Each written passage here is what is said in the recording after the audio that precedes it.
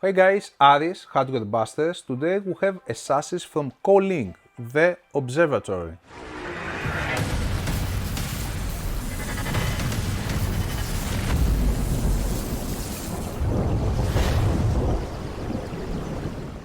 MIDI tower type, motherboard support for mini ITX to extended ATX, weight 6.8 kilos, who it refers to? Users on tight budgets who need something fancy and won't mind several major design flaws. Price 78 euros, warranty 2 years. External design, nice because of the RGB fans and the front and side glass panels.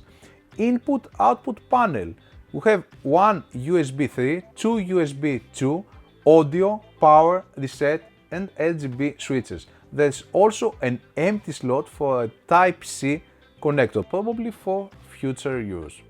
7 expansion slots. Pre-installed fans, we have 3 fans at the front and 1 at the rear side. The fan model, they are from Kolink, 120mm, RGB, 12V, 0.22 amps, sleeve bearing most likely, but I didn't expect anything better in this price range. Fan support, 3 fans 120mm at the front, 2 120mm on the top side and 1 120mm on the rear side.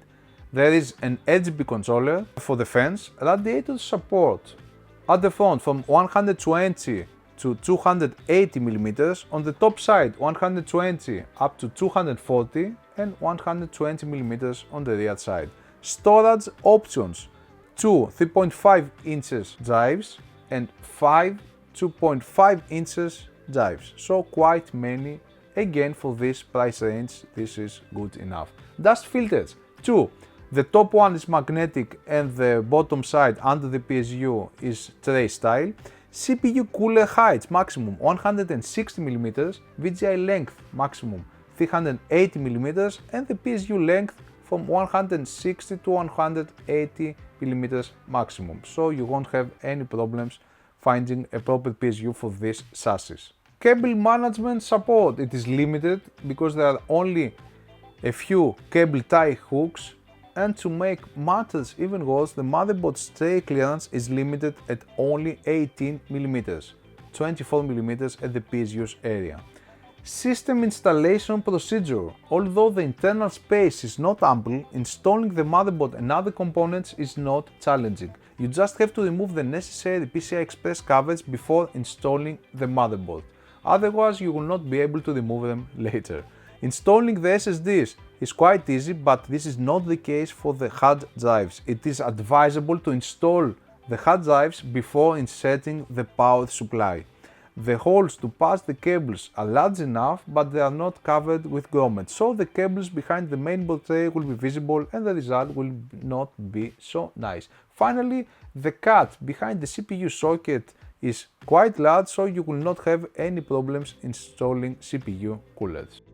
Soundproof performance, not so great because the chassis doesn't have thick enough panels and there is no soundproof material. Also, the stock fans run at full speed, this is 1300 RPM, all the time with the noise output close to 34 dBA, so you cannot call them quiet. If you want to build a silent system, just stay away from this chassis. Thermal performance, I did not bother to take any thermal measurements for the following reasons. This is a low-cost chassis that focuses on appearance rather than performance. The glass on the front may look nice, but it totally kills the airflow of the front fans, as they cannot draw enough air. So, if I apply high thermal load into this chassis, it is more likely to burn my expensive thermal loader, and of course I don't want to do this. My general remarks on this budget but fancy looking chassis. Not good airflow from the front fans because they are stuck to the front glass panel. You should remove the front glass panel, but you must first find a way to attach a dust filter on this side. Installing the hard disk could be much easier if there were removable trays. There are no grommets in the cable routing holes, only 18mm clearance behind the mainboard tray will make cable management challenging. In the RGB controller, if you do not connect the fans correctly that means in the proper order, they will not work. Also, the fans have proprietary connectors, so if the RGB controller or one of the fans breaks, good luck finding compatible components. This is a significant disadvantage. They should have used conventional fan connectors, 3-pin or 4-pin ones. You don't have any control over fan speed, so the fans spin at full speed all the time. These are low speed fans, but the lack of fan speed control reminds me of past decades. There is no user's manual in the package.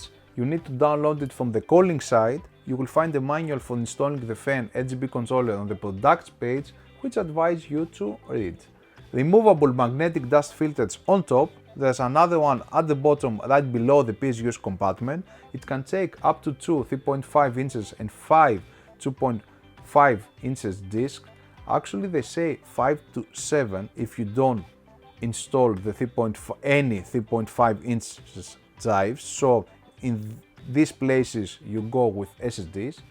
The cover of the power supply shroud has no openings, so you should not use passive PSUs. Also, if you install a semi-passive PSU, it is best not to install it with the fan facing upwards, because the temperatures inside the PSU compartment will get high. The distance from the top of the motherboard where the VRMs are installed to the top of the chassis is small, only 25 mm, so 140 mm fans will be a very tight fit. The maximum supported graphics card length is 380 mm and the maximum CPU cooler height is 160 mm, so bulky heatsinks or very large graphics cards will not fit. This is not so bad though, given that this chassis is not meant for high-end hardware.